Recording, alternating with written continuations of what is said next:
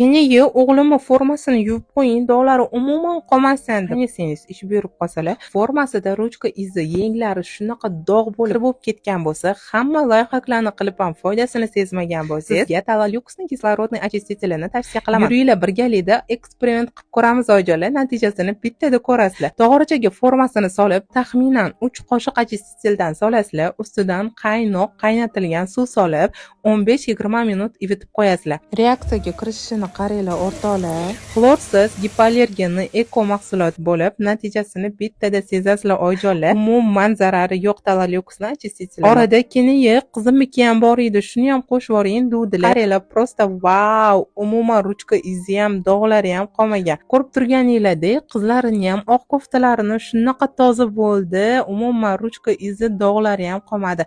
O'zimda rezultat ko'rib, sizlarga ham ilindim o'rtoqlar. Bitta olib ishlatib ko'rishinglarni tavsiya qilaman. Qaynisinglarni duolarida qolasizlar.